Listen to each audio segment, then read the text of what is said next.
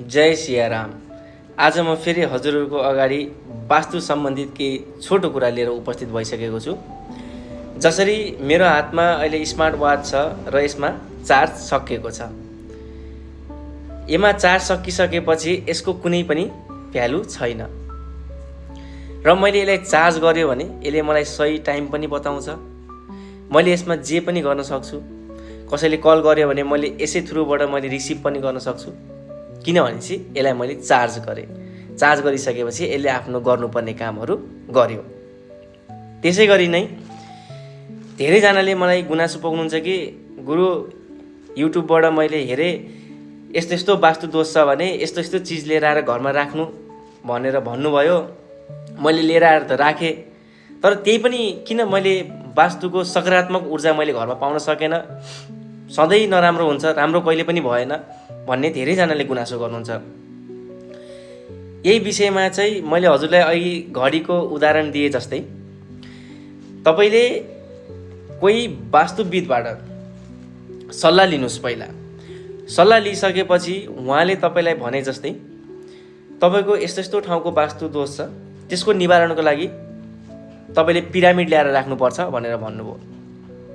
Pyramid लिएर आएर राखेर मात्रै वास्तु दोषको निवारण चाहिँ हुँदैन, किनभनेपछि त्यो पिरामिडमा पनि हामीले के गर्नुपर्छ, इनर्जी राख्नुपर्छ, इनर्जाइज गर्नुपर्छ। घडीमा चार्ज सकियो भने यो बन्द हुन्छ नि, त्यो पनि सेम त्यस्तै हो। त्यो एउटा पिरामिड मात्रै हो, त्यसको कुनै पनि भ्यालु हुँदैन। त्यसलाई चाहिँ इनर्जाइज गरिसकेपछि हामीले घरमा लगेर राखियो भने बल्ल वास्तु दोषको निवारण गर्न सकिन्छ। इनर्जाइज गर्ने पनि विभिन्न तरिकाले गरिन्छ।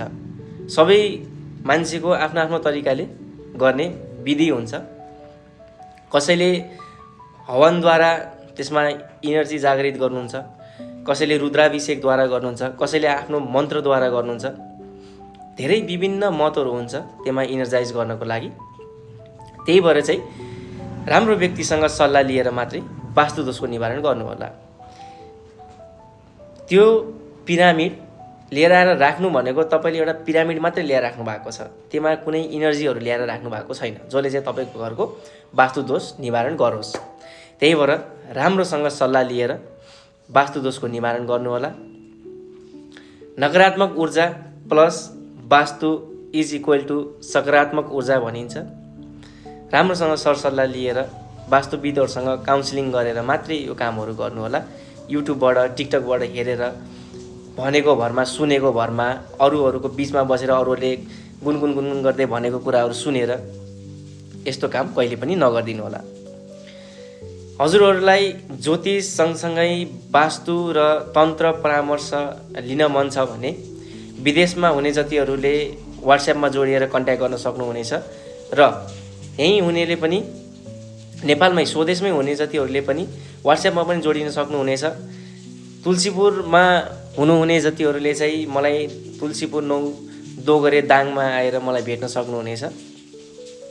मेरो यहीँ अफिसमा आएर पनि परामर्श लिन सक्नुहुनेछ। जय सियाराम, जय श्री राधे।